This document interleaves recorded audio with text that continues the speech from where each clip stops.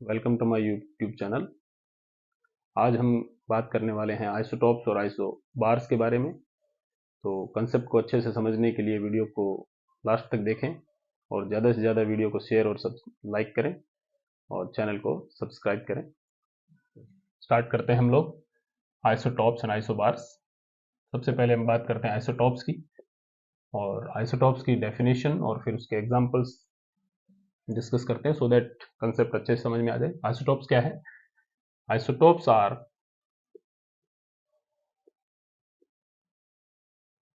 the atoms of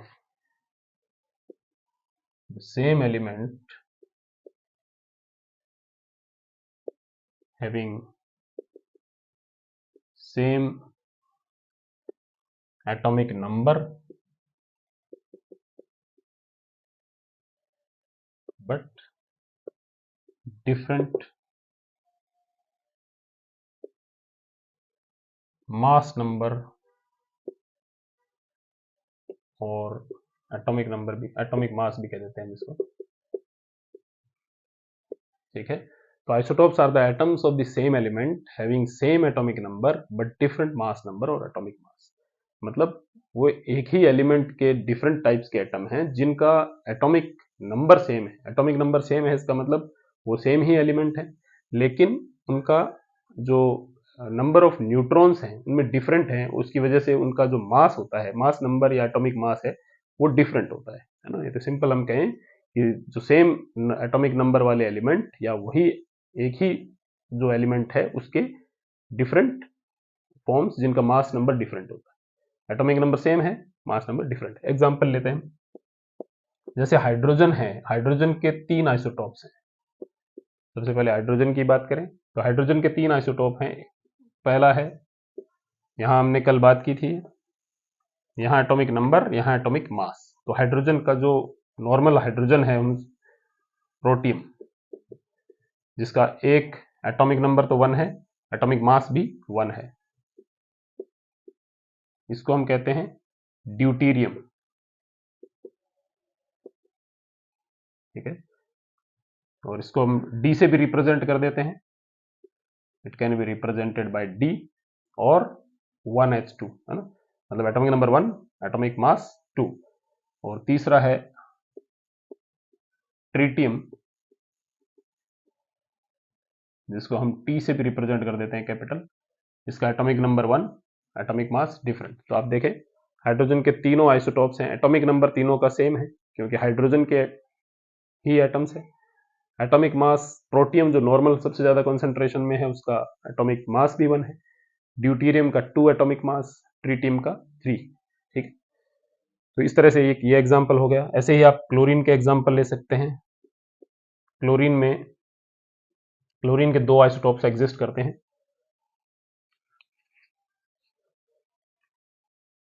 chlorine atomic number 17, mass number 35, और chlorine 17 atomic number, mass number 37। ठीक है, ये 2 isotopes हैं, इनको कहेंगे हम अलग से, इनके नाम नहीं, ये क्लोरीन ही है। क्लोरीन 35 और क्लोरीन 37 के नाम से जानते हैं ना। मास नंबर, क्लोरीन हाइफन लगा के 35 लिख देते हैं, क्लोरीन 37 लिख देते हैं। ठीक है, तो 3:1 रेशियो में प्रेजेंट होते हैं। तो इनका अपन जैसे कितना एवरेज एटॉमिक मास है वो भी हम कैलकुलेट करेंगे। तो मेरे ख्याल से हाइड्रोजन और क्लोरीन के एग्जाम्पल ये होंगे। इसी तरह कार्बन के आइसोटॉप्स के बारे में भी आप जानते हैं। कार्बन के आइसोटॉप्स, कार्बन जो है उसके 3 आइसोटॉप्स हैं, कार्बन 12, कार्बन 13 और कार्बन 14। ये आपका जो है रेडियो एक्टिव है। कार्बन 14 जो है ये रेडियो एक्टिव होता है और इसलिए इसको कार्बन डेटिंग में यूज करते हैं। ठीक है, कार्बन 12 जो जो नॉर्मल आपका कार्बन है, तो ये दोनों जो है फ्रैक्शंस में है, क्योंकि रेडियो एक्टिव है तो ये इसका डीके हो जाता है, ये भी ज्यादा कंसंट्रेशन में नहीं है। तो ये कार्बन के 3 आइसोटॉप्स हो गए। एटॉमिक नंबर सबका सेम है लेकिन मास नंबर 12, 13, 14। ठीक है, ऐसे ही ऑक्सीजन के भी आइसोटॉप्स हैं। Oxygen has 2 isotopes, oxygen atomic number 8, 16 मास, और दूसरा है 18। तो ऑक्सीजन 16 एंड ऑक्सीजन 18। तो ऑक्सीजन 18 है, ये रेडियोएक्टिव है, रेडियोएक्टिव आइसोटोप है ऑक्सीजन का। ठीक है, तो ये जो आइसोटोप्स के विद डेफिनेशन एंड एग्जांपल्स, ठीक है, समझ में आ गया आपको। अभी आइसोटोप्स में एक एवरेज एटॉमिक मास निकालने वाला भी हम एक एग्जांपल ले लेते हैं। जैसे हमने बात की क्लोरीन 35, क्लोरीन 35 रेशियो क्लोरीन 37, इनका रेशियो जो कितना है 3:1। यानी हम कहीं भी कोई क्लोरीन लेंगे नॉर्मली, नेचुरली, जहां भी, जैसे भी, तो उसका जो एवरेज जो कंसंट्रेशन होगा 3 पार्ट उसमें क्लोरीन 35 होगा, क्लोरीन 37 1 पार्ट होगा। तो हमें उनका रेशियो पता है, ठीक है, और मास हमें पता है ही 35U और 37U। तो इसका एवरेज एटॉमिक मास कैसे निकालते हैं? Average atomic mass of chlorine is equal to, कैसे निकलेगा? 35 मल्टीप्लाई कितना परसेंटेज है जिसका 3 पार्ट है ना, 3 पार्ट मतलब 75%, 75/100 प्लस 1 पार्ट दैट मीन्स 25%। और पहले इसका एटॉमिक मास जो है 37 इंटू 25/100। ये समझ में आ गया होगा। एटॉमिक मास जो 35 वाला है उसकी कितनी परसेंटेज है? 75% है, 3 पार्ट यानी 75%, तो 75/100। 37 है, उसका परसेंटेज कितना है? रेशियो देखा जाए तो 3:1 पार्ट है उसका, तो 25/100। ठीक है, इसको आप कट कर दें, ये आ जाएगा 3, ये 4, और ये 1 और ये 4। तो अपनी इक्वेशन क्या हो गई? 35 इंटू 3 कर दो यहाँ पर, 105/4 प्लस 37 इंटू 1 इज 37/4। ये आपका 135 और 137, ये हो गया आपका 142/4। तो 142/4 इज 35.5U। तो 35.5U is the average atomic mass of chlorine. इसका मतलब ये नहीं है कि क्लोरीन का जो एटॉमिक मास है वो 35 है। ये एवरेज एटॉमिक मास जो होता है उनकी परसेंटेज, जो आपकी क्लोरीन है उसके अंदर दोनों की परसेंटेज का हिसाब से जो है उसका एवरेज एटॉमिक मास आया है ना। तो ये ध्यान रखना है, एवरेज एटॉमिक मास जो है इसका मतलब जो फ्रैक्शन में है, तो फ्रैक्शन में एटॉमिक मास नहीं है ना। तो ये मेनली उनकी परसेंटेज के प्रपोर्शन में हम देखते हैं, तो एवरेज एटॉमिक मास की बात की जाती है। जहां भी आइसोटॉप्स होते हैं वहां हम एवरेज एटॉमिक मास निकाल सकते हैं। ठीक है, तो ये मेरे ख्याल से आइसोटॉप्स का कंसेप्ट क्लियर हुआ। अब इसमें बात आती है प्रॉपर्टीज की। तो आइसोटॉप्स में ये ध्यान रखना है, आइसोटॉप्स जो होते हैं उनकी केमिकल प्रॉपर्टीज सेम है। Isotopes have same chemical properties, isotopes have same chemical properties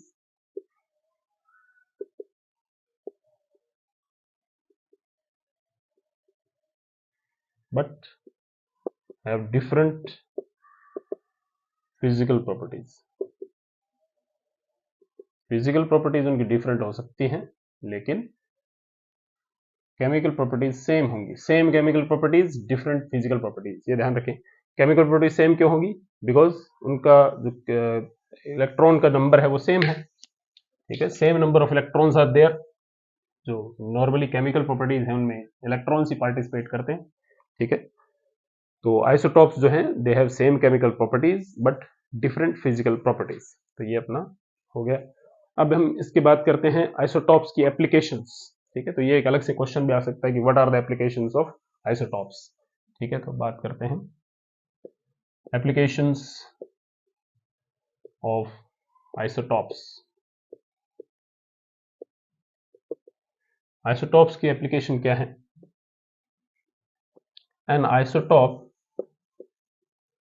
of cobalt, that is cobalt 60, cobalt 60 used in the treatment of cancer, treatment of cancer। Cobalt 60 जो है वो कैंसर के treatment में use किया जाता है। ऐसे ही एन आइसोटॉप ऑफ यूरेनियम, कौन सा? Uranium 235 is used as fuel in nuclear reactor. तो न्यूक्लियर रिएक्टर होता है यानी न्यूक्लियर एनर्जी प्रोड्यूस करने के लिए फिजन से उसमें यूरेनियम जो है, यूरेनियम का यूरेनियम 235, यूरेनियम के आइसोटॉप्स है यूरेनियम 235 एंड यूरेनियम 238। ठीक, जैसे यहाँ कोबाल्ट का 60, कोबाल्ट 60 जो है जिसका एटॉमिक मास 60 है और यहाँ पर एटॉमिक मास 235 है। तो ये जो है आइसोटॉप्स जो हैं ये आपके यहाँ पर कोबाल्ट 60 कैंसर के ट्रीटमेंट में यूज होता है, ये ध्यान रखना। ठीक है, और इसी तरह न्यूक्लियर रिएक्टर में फ्यूल के फॉर्म में यूज होता है यूरेनियम 235। ठीक है, तो ये ट्रीटमेंट ऑफ कैंसर एंड ये ध्यान रखना है। तीसरा, an isotope of iodine, iodine 131, iodine जिसका एटॉमिक मास 131 है, इज यूज्ड एज या used for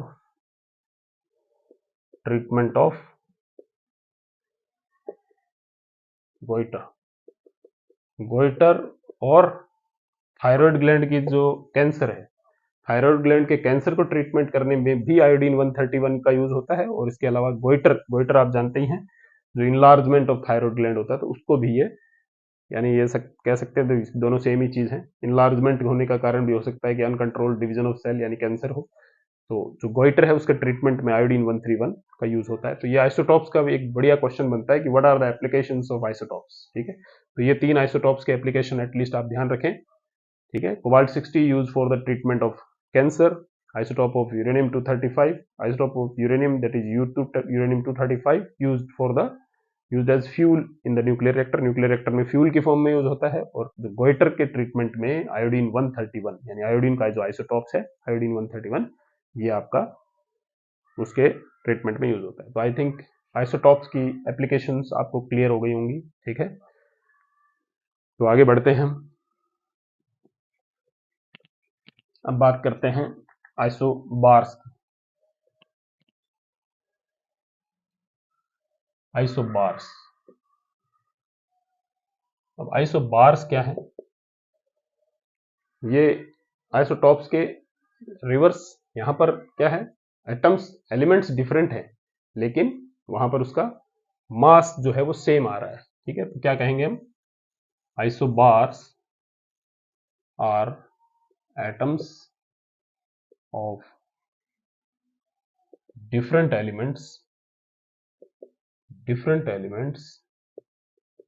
having different atomic number and have same mass number or you can say atomic mass। ठीक है, तो यानी आइसोबार्स आपको समझ में आ गया होगा, वो एटम्स जो डिफरेंट एलिमेंट के हैं, डिफरेंट एलिमेंट के हैं इसका मतलब उनका एटॉमिक नंबर डिफरेंट हो गया लेकिन उनका मास सेम होता है। ठीक है, तो वो आइसोबार्स कहलाते हैं। और इसमें एग्जांपल लें आप अगर आइसोबार्स का, तो आइसोबार्स में एग्जांपल आपका एक तो आर्गन 18 एटॉमिक नंबर है उसका और ये आपका 40 इसका एटॉमिक मास। जैसे कैल्शियम एटॉमिक नंबर 20, इसका भी मास जो मास नंबर या एटॉमिक मास जो है 40। तो यहाँ पर मास नंबर सेम है और जो एटॉमिक नंबर डिफरेंट है। एटॉमिक नंबर डिफरेंट होने का मतलब एलिमेंट डिफरेंट हो गए, है ना। आर्गन और calcium, two different elements having same atomic mass. ठीक है, इसके साथ ही हम जैसे एक और चीज ध्यान रखें, ये मास नंबर और जो एटॉमिक नंबर है इसकी हेल्प से हम नंबर ऑफ न्यूट्रॉन्स भी निकाल सकते हैं, है ना। तो ये आप नंबर ऑफ न्यूट्रॉन्स जो है, नंबर ऑफ न्यूट्रॉन्स कैसे निकलेंगे, एटॉमिक मास में से आप अगर एटॉमिक नंबर माइनस कर दें, यानी नंबर ऑफ न्यूट्रॉन्स और n is equal to a minus Z, है ना।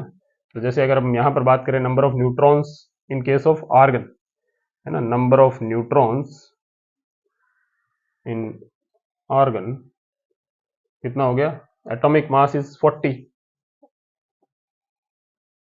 Minus Z that atomic number कितना आ गया 22, यानी 22 नंबर ऑफ न्यूट्रॉन्स हैं। ऐसे ही नंबर ऑफ अगर यहाँ पर न्यूट्रॉन इस कैल्शियम के केस में निकालें, कैल्शियम जो है इसमें निकालें तो यहाँ पर आपका 40 माइनस 20 दैट इज 20। तो इसका मतलब कैल्शियम के अंदर एटॉमिक जो न्यूट्रॉन्स हैं वो 20 हैं, यहाँ पर 22 न्यूट्रॉन्स हैं, यानी due to different number of neutrons इनका मास नंबर सेम हो गया। यहाँ पर एटॉमिक नंबर कम था, लेकिन यहाँ पर न्यूट्रॉन्स का नंबर ज्यादा, यानी प्रोटॉन जो है एटॉमिक नंबर से रिलेटेड है ना, तो जितने प्रोटॉन है उतना एटॉमिक नंबर हो गया, यानी प्रोटॉन्स तो न्यूक्लियस में 18 ही हैं, लेकिन इसके अंदर 22 जो है न्यूट्रॉन्स हैं, इसकी वजह से मास जो है वो 40 हो गया इसका। ठीक है, तो ये अपने को ध्यान रखना आइसोबार्स, और ये अपने को पिछले जो टॉपिक था उससे भी रिलेट कर सकते, एटॉमिक मास और एटॉमिक नंबर का न्यूट्रॉन्स के नंबर से क्या रिलेशन है। तो ये आपका ध्यान रखना, number of neutrons is equal to A minus Z, यानी atomic mass minus atomic number. तो आई थिंक आइसोटॉप्स और आइसोबार्स का जो ये टॉपिक है आपको इंटरेस्टिंग लगा होगा। ज़्यादा से ज़्यादा इस वीडियो को लाइक और शेयर करें और चैनल को सब्सक्राइब करें। Thank you everyone.